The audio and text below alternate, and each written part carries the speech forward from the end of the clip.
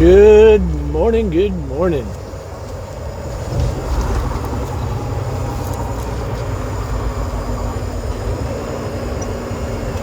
We are, you probably saw the signs, but that don't tell you much. We're actually in Grand Junction, headed to Phoenix and then off to Dallas. I couldn't help but take notice of how clear it is today. I wasn't planning on doing any filming, and I was like, we've been in smoke all summer. Maybe it's time that we do a little filming.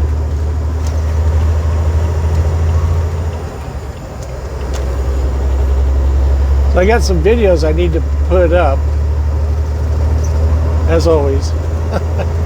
I'm just so busy and working so much, and then when I get off, I work at the house like quite a bit, almost non-stop. The only time I sit down to watch a little TV is when I'm eating dinner or something, or eating lunch, then it's back at it.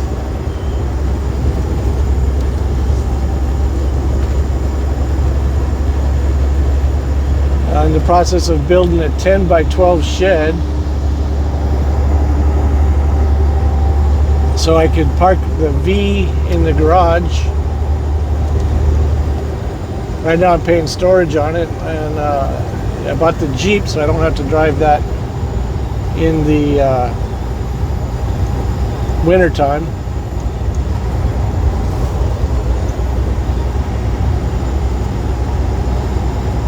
So I'm not going to pay storage on that anymore. There's no sense in doing that. Summertime, maybe, if I take it back to Denver.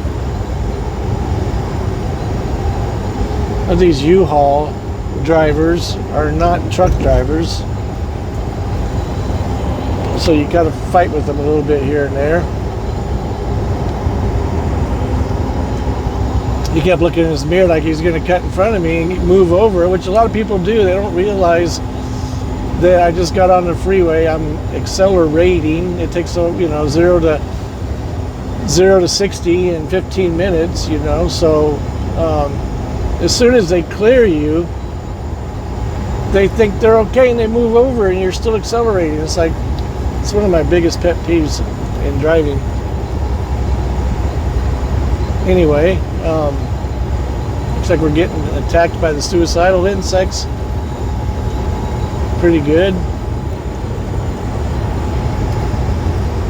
So I'll do a few videos here and there. Just kind of give you an update of what's been going on. I painted the house, and I still need to do some trim and work on that. And I ended up deciding to build a shed instead of finishing the house. But I still have to paint the shed the same color as the house. So once I get back the shed built, which is actually 90, maybe 75% done. I got to do the roof. It's up. And then hang a door and paint it. I was about 75% done.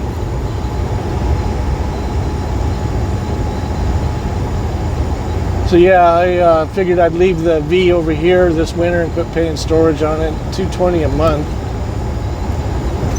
Mostly it's just to protect it, keep it out of the sun. So I get the garage cleared out, so I built the shed, clear the garage out, and then the only thing to have in the garage should be cars and tools. Everything else should be in a storage shed, my belief anyway. So that's what's going to happen. I didn't have any plans on building the shed, as far as we didn't have any blueprint, just 10 by 12. My son Chris is a framer, he's a roofer now. So I hired him over to help me throw this up real quick, which we did, and he had to go back to work. And I had another day or two, so I finished up what I could. And then yesterday, when we were getting the materials, it was weird. Like, we were at Lowe's, and OSB that was like $60 a sheet was for a 4x8 sheet. 7/16 was like $15.25, and I was like, holy smoly, I'm gonna buy 10. So I did, and then I brought it back to the house, stuck it in the garage, because I knew I was going to build a shed at some point. Son-in-law goes, why are you doing that now if you're not building a shed? I go, because who knows what's going to happen with the price. So initially it went up because of COVID, then it went back down, so I grabbed them, and then the next week, which was last weekend, I went in, realized I needed more wood, more lumber, or more sheets of plywood as well when I was buying the 2x4s. So I bought another 10 sheets, and they were at $15.75. And then this weekend, $19.75 a piece. So it's going back up. So I hit it right at the right time. And I think what's going on now with the price raising, or rising, I should say properly, is Joe Biden's inflation. That's what I'm going to say it is. The 2x4x8s were decent. They were $3.48 a piece. So they were up there close to $11 a piece. I ended up buying 30, and then had to go buy another 37, and then go buy another 8, which I have 4 left over, and that's for the framing of the door.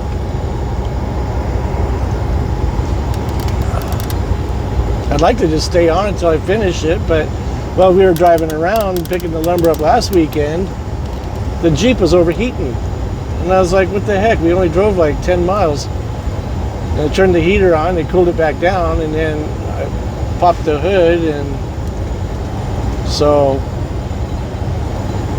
my son was here, that was last weekend, he goes, it's leaking right here at your thermostat cover. And I'm like, oh yeah, it sure is. So I added more coolant to the overflow reservoir, and it sucked it right up. And then this weekend I didn't have a whole lot of time, but I was like, I thought I'd be able to do the roof, and then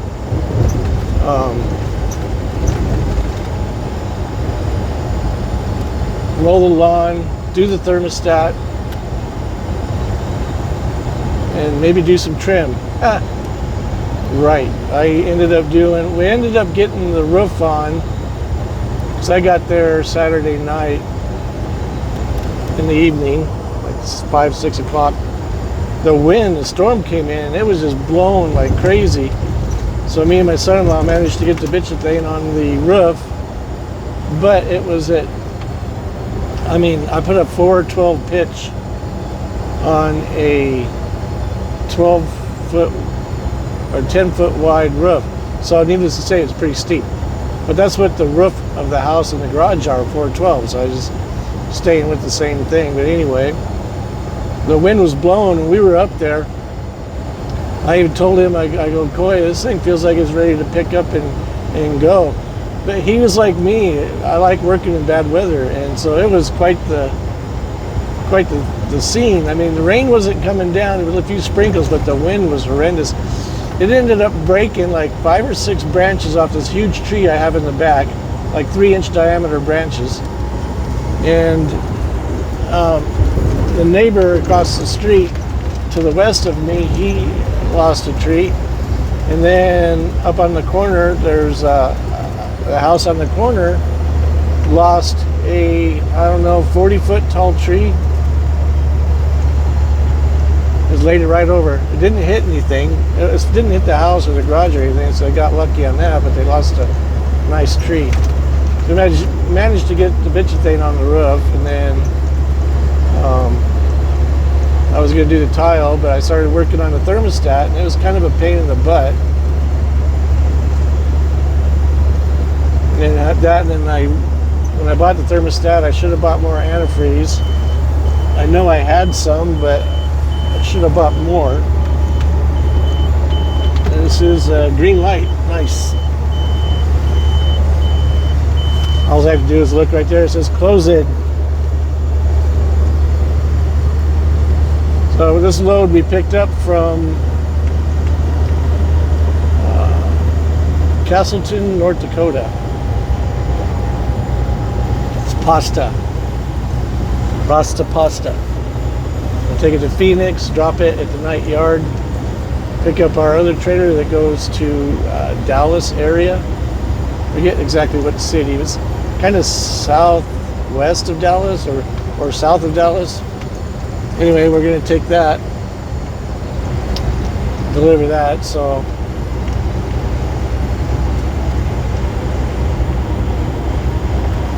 I had sent Dan the man a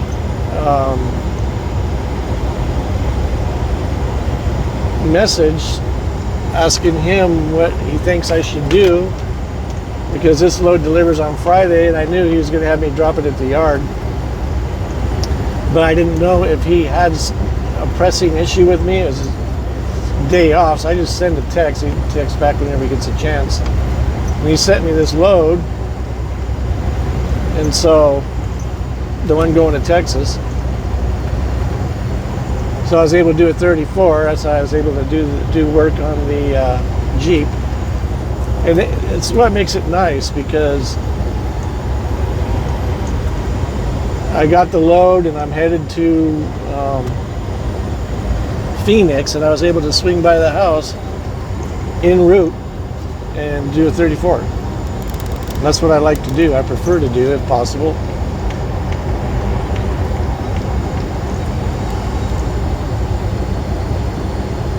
There was like two different ways to go. I could have gone down 25 down over through Tucson and reached Phoenix that way from Castleton, or this way.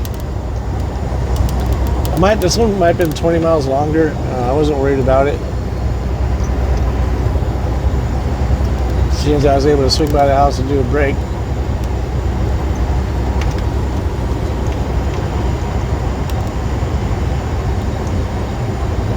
We got the thermostat all put back in. Jeep is running nice and cool. It said it called for a 195 thermostat, and I'm like, give me a 180, because it seems to be, hovering around 210. So I can get it to switch sooner, it'd be better. But I ended up doing a radiator flush as well, since I had to drain the fluid.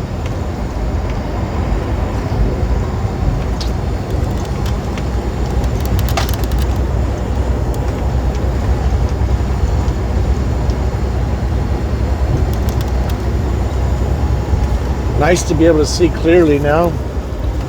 You can see the suicidals have hit us a little bit. I don't know if I dare wash it.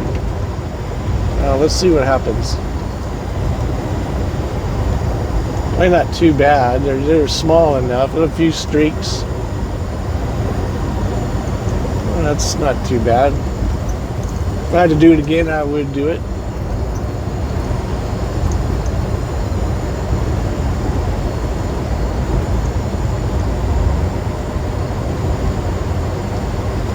I'll get some footage of the reservation, maybe. We'll see what happens. Just glad to see it's nice and clear. Anyway, we'll see you in a bit. That is Utah. We're in Colorado looking at Utah. You can't tell, right?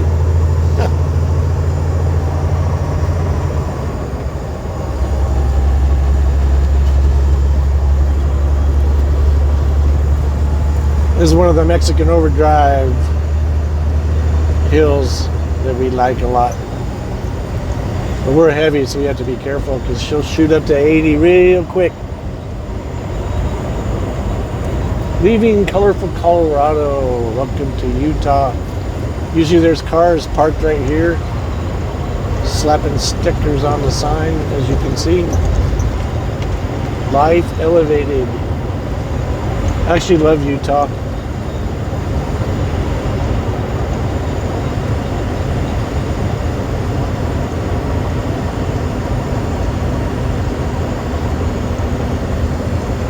So old Dan the man sent me a message this morning. You going to be there at 2 a.m. or 2 p.m. Phoenix? And I was thinking to myself, uh-oh, did I mess up? Because the load he gave me shows it delivers Thursday at 12:30.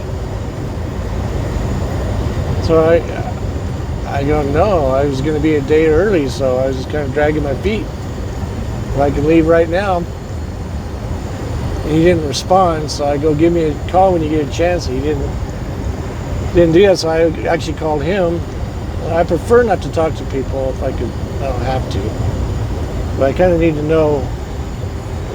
It's kind of bothering me a bit, and so I talked to him, and he goes, "No, you're all good." He goes, "I just," he goes, "The soonest I can get it there is through you, so and I know you'll drive right to it." And I'm like, "Well, absolutely," but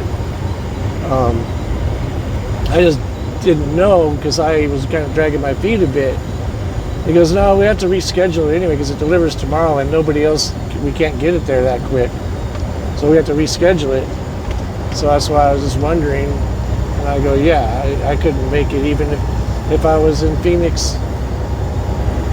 Well, maybe if I left Phoenix this morning, I could have done that. But anyway, he goes, "No, you're good. Just take it to the drop yard in Texas." I go, I can have it there by Wednesday morning-ish. Today's Monday. And he's like, "Okay, well, just take it to the yard then, and we'll go from there." And I'm like, "Okay." So we're all good. And then a while back, he asked me, or sent me a thing. I thought it was actually pretty cool. It's Inner Circle Foster Care.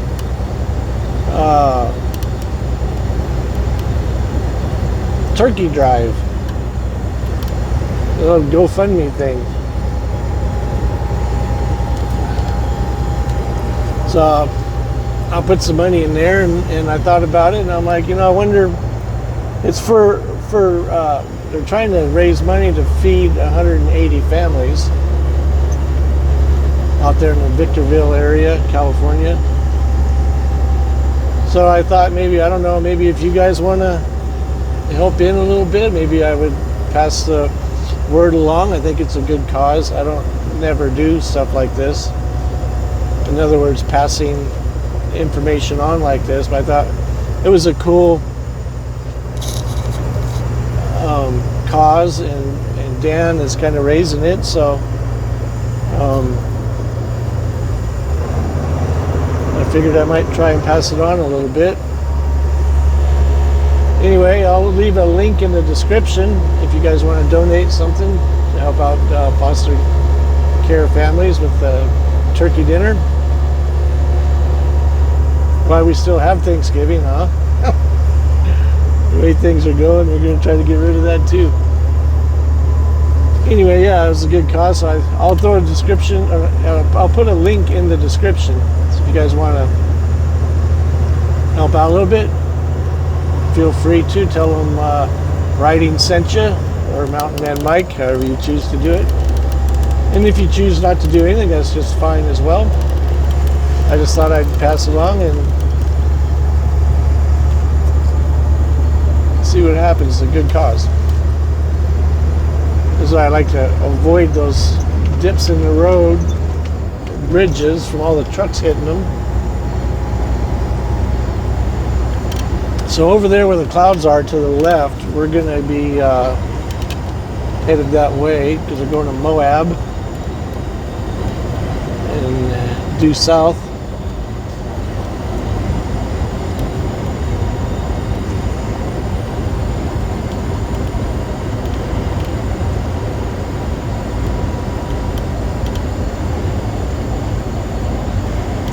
It is nice for it to be clear. I hope the reservation's clear. Those winds that kicked up the other day, it was like almost I thought a tornado was going to develop, but it was pretty. See here, I'm coasting down, and as soon as they clear me, I'm still climbing up. But I'm reaching my limit, so I'll back off. But that's what they do. As soon as they clear your bumper, they think they can just get right in front of you, which they do. I got a little trick up my sleeve. I run my high beams. Not right now, they're not on, but if they get it enough, I'll kick them on.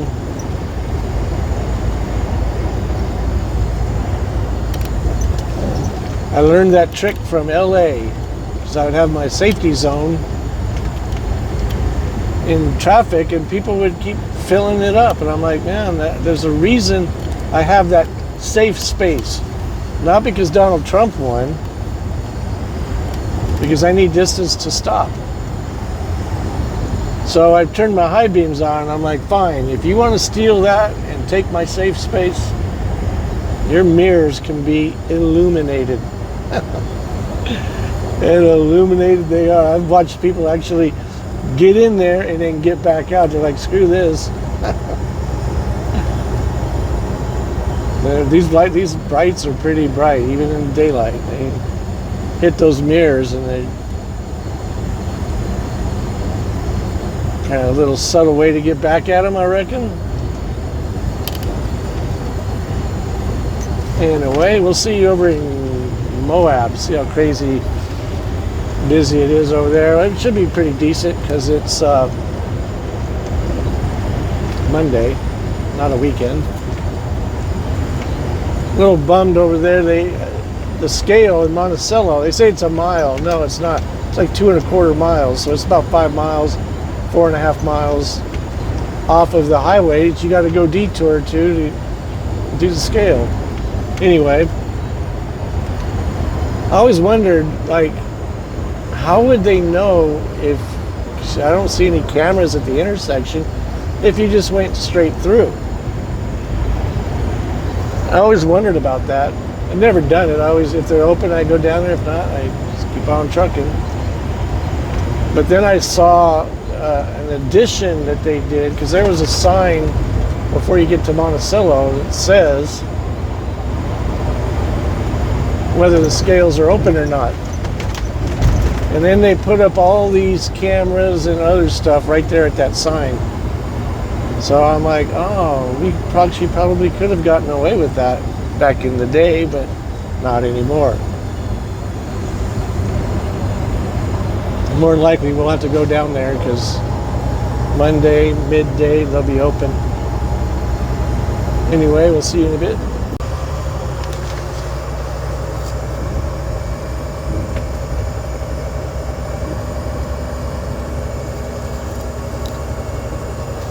Rolling into Moab.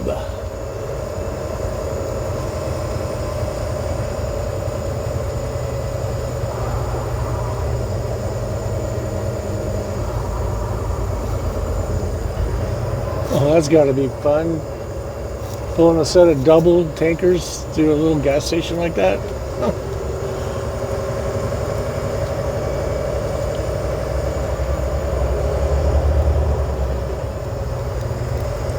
4x4.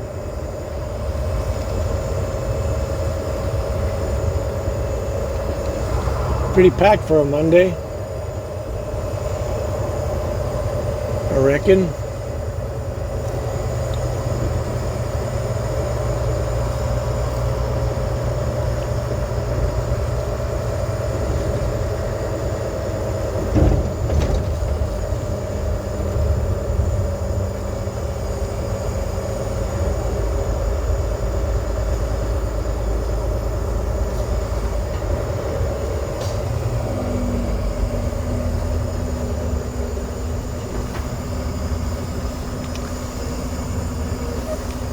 Looks like a band right there.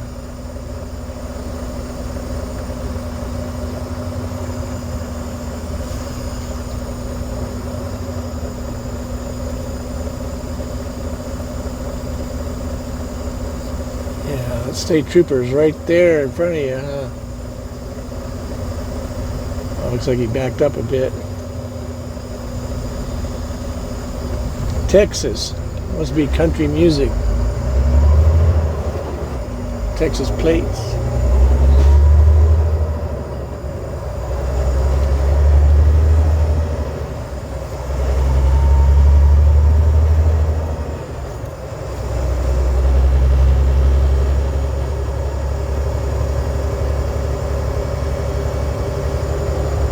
Sunshine State, Florida.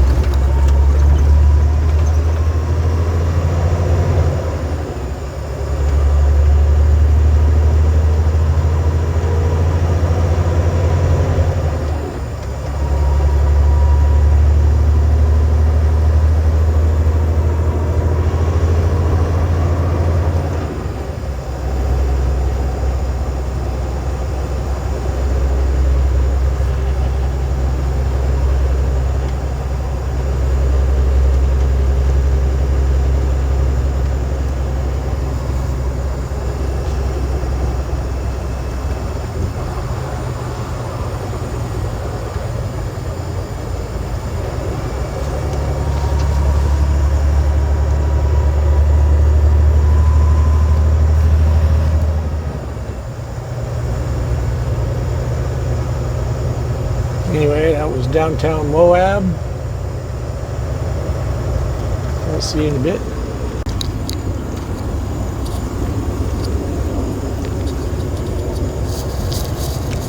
The Hole in the Rock.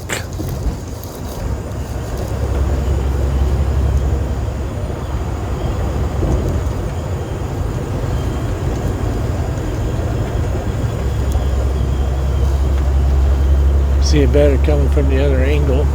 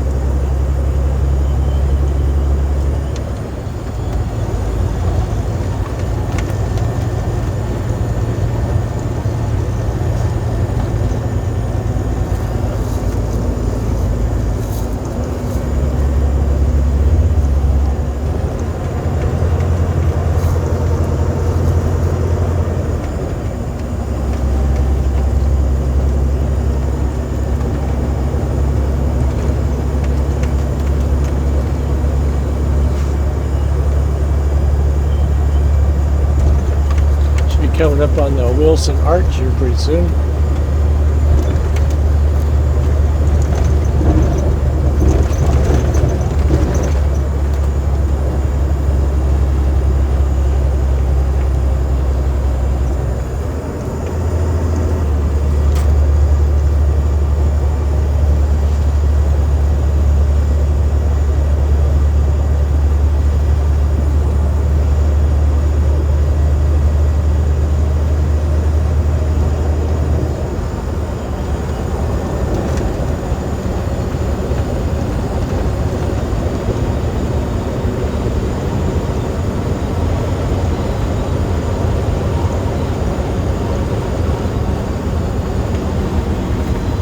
The Wilson Arch right there.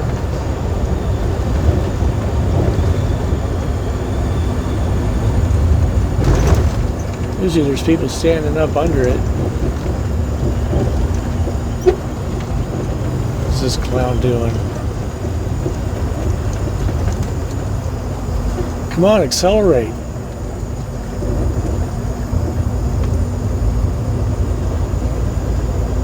There, see you in a bit. So I was able to pass that clown, and now he's got 4 cars piled up against him. He's in his own little world.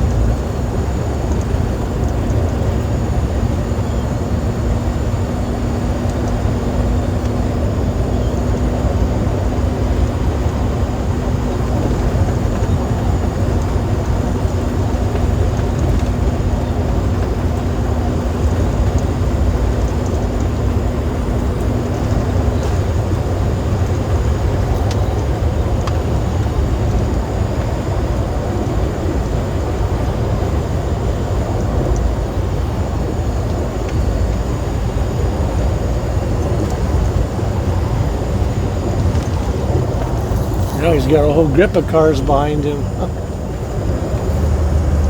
At least he'll be able to get around him over here.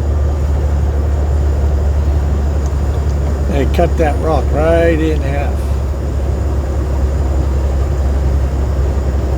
I wonder why they wouldn't just go around unless it's private property or something.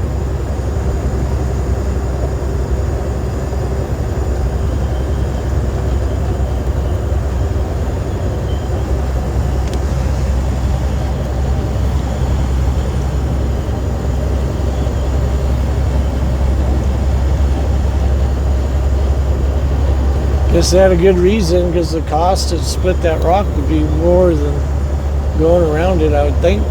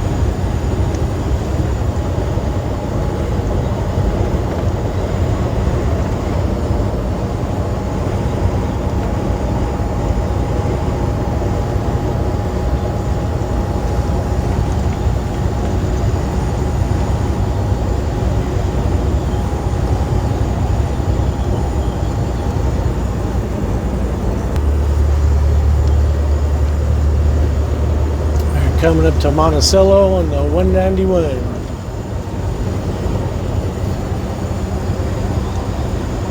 About 14 miles away.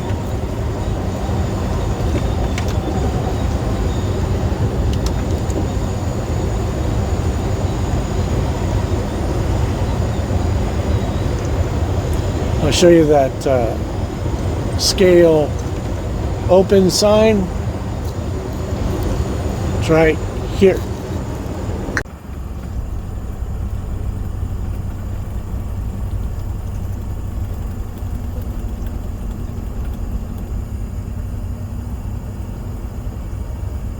That was the sign there, but I missed the camera post. They have it a little bit further north.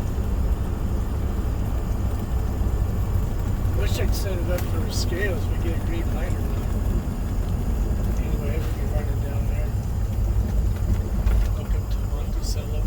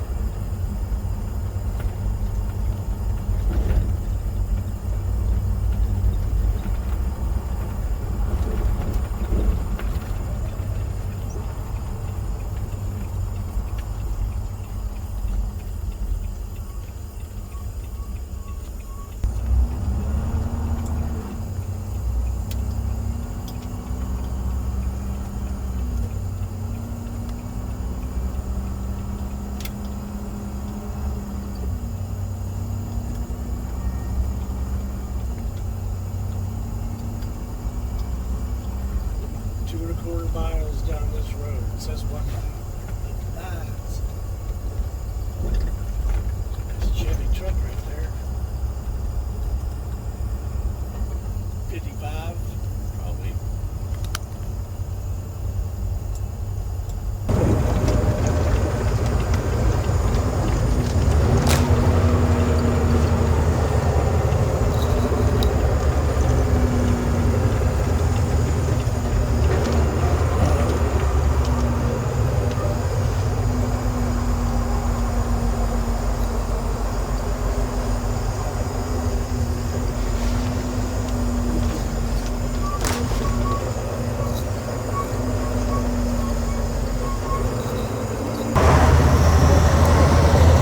Okay, apologize for that. I had my microphone unplugged, but I got it plugged back in now. I did a bonehead move and got lucky as heck. What I did, I post-tripped at the Pilot and PC'd home and PC'd back. Well, my streets are a little tight. So I was scaled out at 8 on the 8th hole at like 33.250, something like that. It's totally legal. Well, the streets to my house are a little bit, well, they're not, I'll put it this way, they're not truck friendly. So I slid my axles up to hole 1 or 2 on the tandems just to make the turning easier. And I told myself, I go, self, you need to re-put this back into position 8, because I went and actually counted the holes so that I know where I was at. So I got there this morning and we took off. I got fuel in DEF, something to eat for myself, and took off.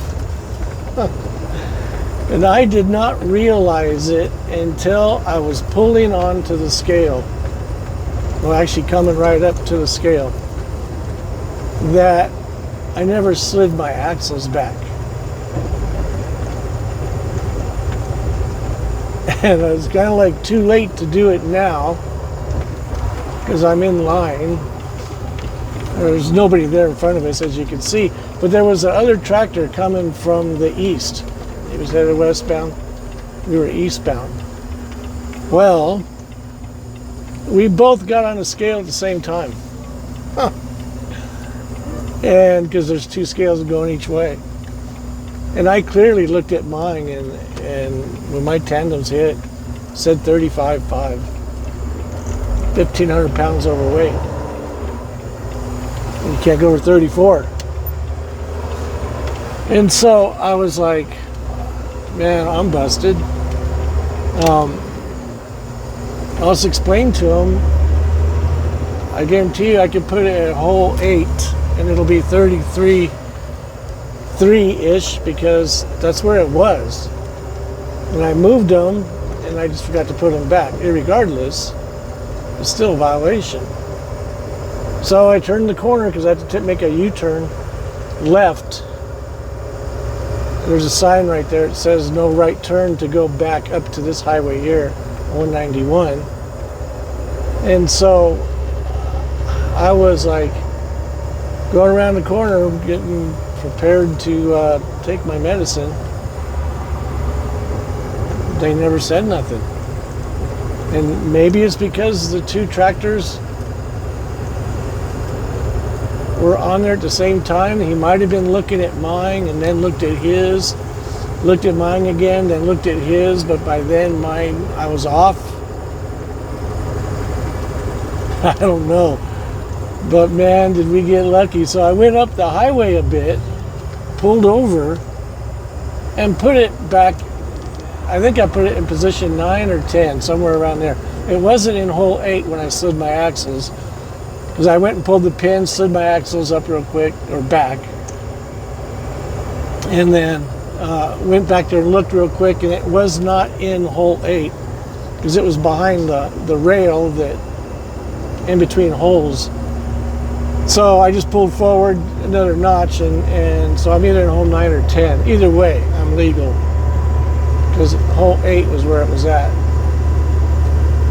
But man, I don't know. I mean, I was timing for that other tractor to get up there, and I was kind of waiting for him. I was going real slow, going, "Come on, buddy, come on," hoping that maybe they'll see that. You got these bunch of numbers popping back and forth. Instead of just looking at one, you're looking at 2 trucks. Maybe it'll help. I don't know. Here's that camera thing. The other way around, though, right here, our left. It's like a camera posted right above there, looking right in at the driver as they drive by. So, yeah, they put those up so now you can't, if you ever did anyway, blow the scale. You pretty much can't do it anymore. Whew, that was so lucky. I mean, I could have been, I don't know. I've never gotten an overweight ticket. So I've never been overweight. Well, I sort of have, but I'm not going to go into that. But,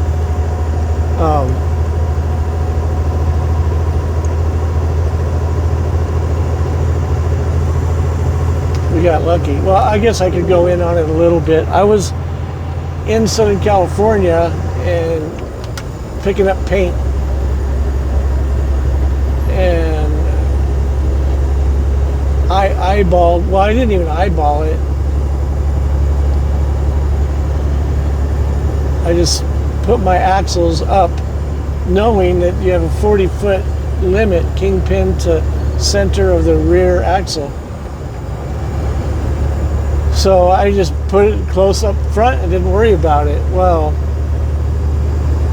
I got a red light at the Cajon Pass. And I go, I wasn't too worried about it, but I never did scale out. I didn't even get back there and look at the holes to see where I was at. It's all guesstimated from my mirrors, which is a dumb move on my part, absolutely. So I go rolling across the scale, and I knew instantly when I saw my drives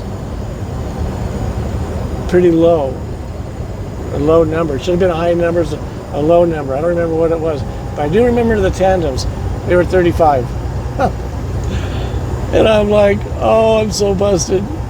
And I creep forward. I'm creeping forward. I'm waiting for them to call me in. And the light still says green. Now I'm completely off the scale. The light says green. I keep going forward. The light's still green. There's no other signage telling me to do anything. So, yep, I split. I got up on top of that mountain there, Cajon Pass, and slid my axles where they needed to be and continued on, ticketless. Oh, we almost did it again. Oh, shoot, I was going to clean my windshield. But that overweight deal sent me on the wrong path. Anyway, I'll go hit we're getting ready to go into Blanding. I guess Highway 95 going to Lake Powell, which is west of us, is closed. Closed it, I don't know why, but there was a sign between Interstate 70 and Moab. Okay, we're legal now.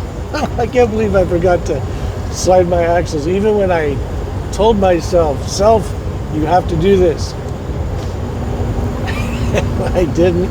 And I finally remembered as I'm pulling into the scale. Whew, got lucky. If they held me back, I'd be legal. Hey, your numbers didn't seem right. You come back here. Okay. I don't know why. Maybe it was that other truck. The two of us kind of maybe messed your scale up. I don't know. But as you can see, I'm legal. I moved over as fast as soon as I could. I pulled off to the side of the road.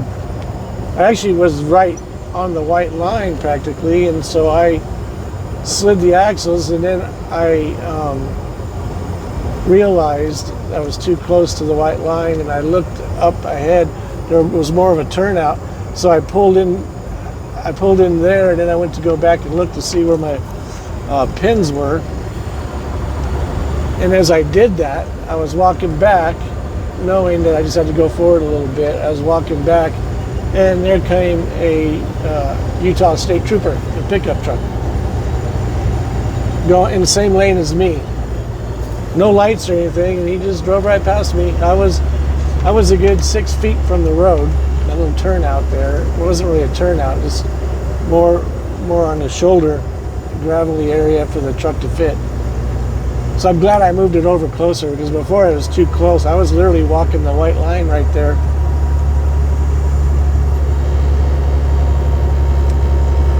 Alrighty, see you in a bit.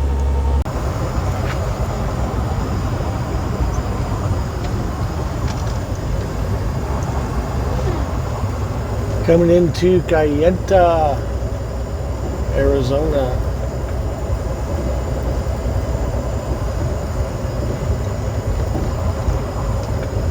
Gasoline, $3.15. No federal tax.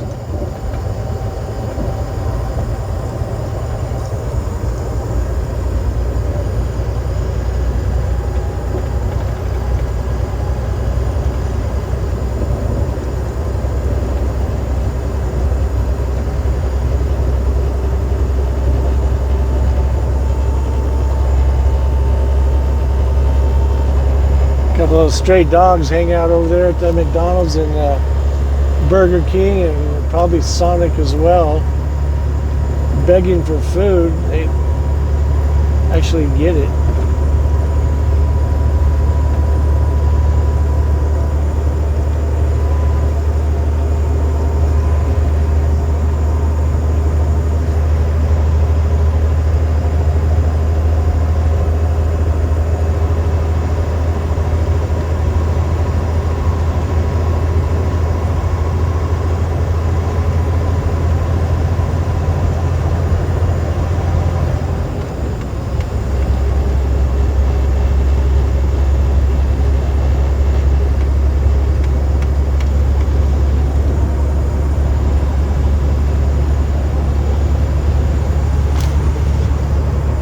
Don't want to get stuck behind a school bus.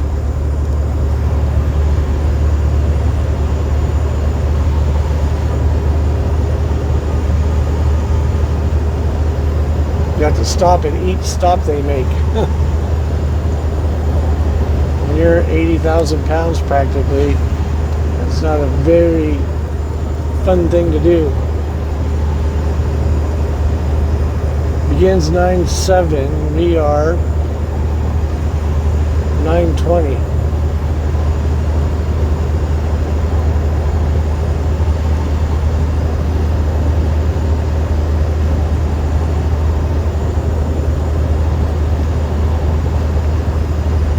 $18 miles. I hope they're making it wider, making a passing lane. We'll find out. See you in a bit. Looks like an osprey right there.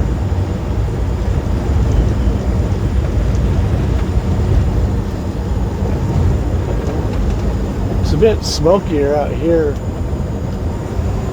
on the res.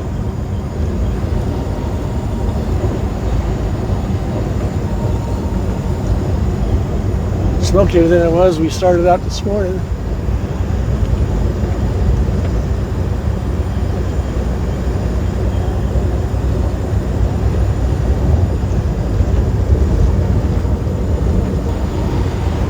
So you know what this means? That means a one-lane road ahead.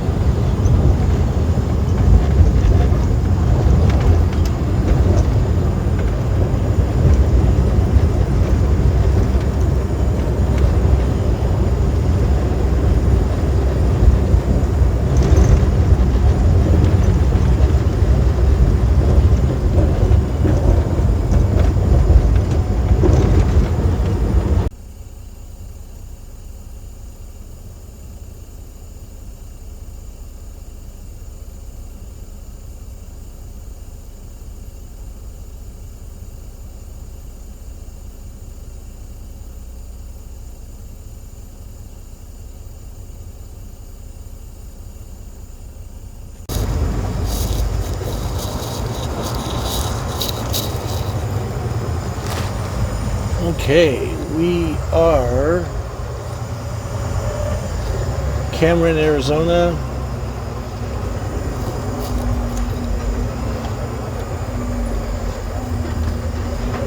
We go right, 64 west, take us to the Grand Canyon. I think what we're going to do here, we'll just take a quick break. Hopefully I can go into this place over here, McAllister's, and get some iced tea. But they got a whole bunch of signs up on their doors.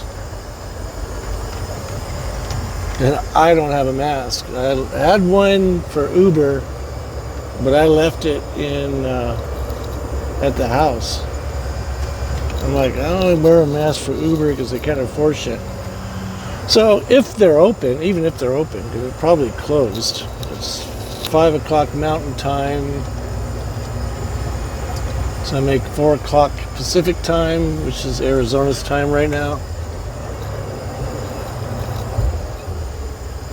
Okay, let's see what happens.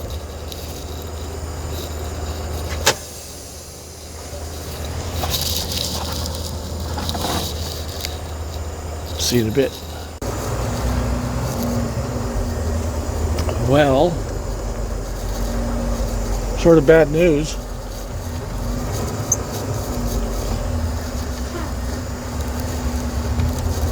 McAllister's will not be reopening. The sign said something to the effect of close and won't reopen.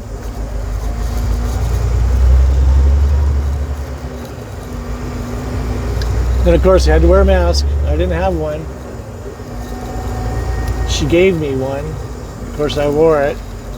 And then there's this guy in there and he wasn't wearing his. I just don't want to go through any BS.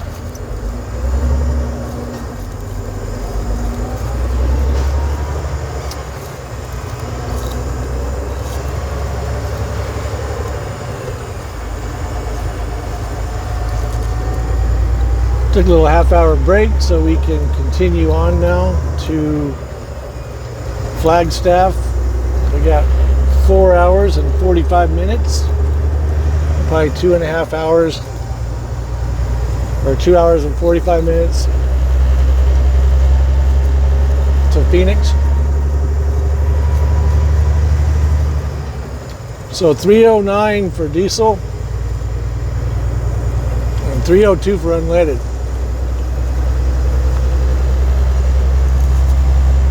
Not paying that 75 cents a gallon tax, federal tax. That's a lot, 75 cents a gallon for taxes. $7.50 in a 10-gallon purchase. That's why I hate paying toll roads. We already pay a bunch as it is. Anyway, off to Phoenix.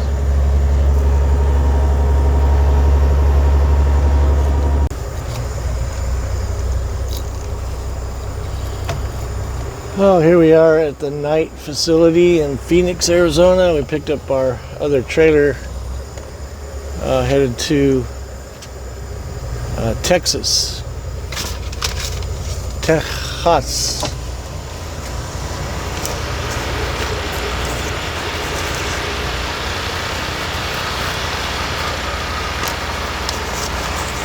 Headed to Lancaster, Texas.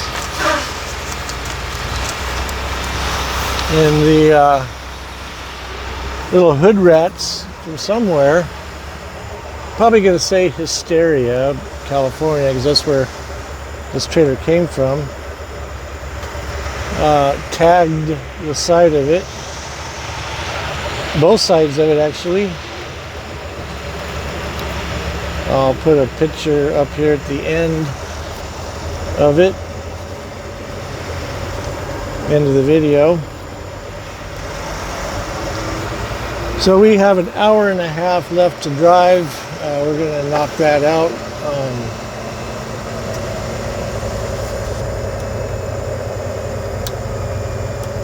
Well, it's 15 and a half hours maybe to Lancaster, Texas. I can drive 11 tomorrow, 1.5 tonight. That's 12 and a half.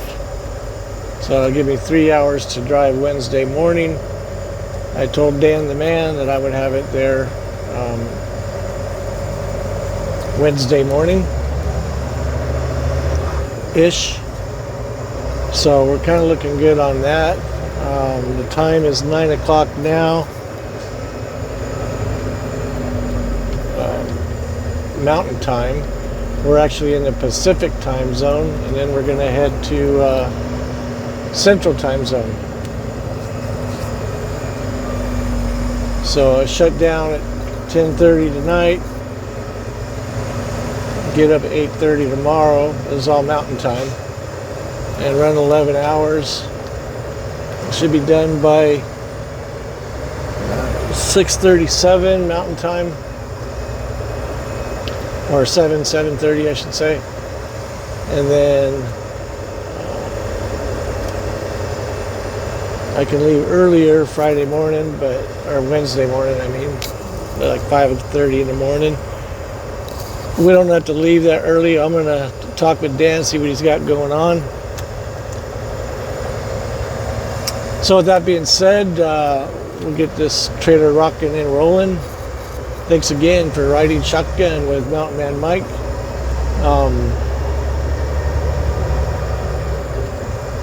Till the next time, enjoy. Peace.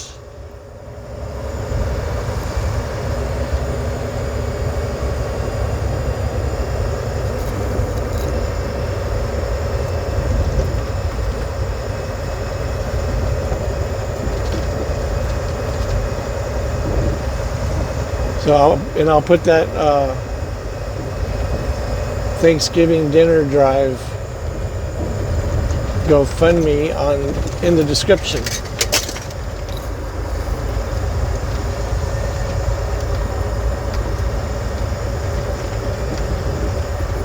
Suicidals hit us pretty good, huh? I haven't been to a truck stop yet, but I'll get there and get it cleaned off. See ya.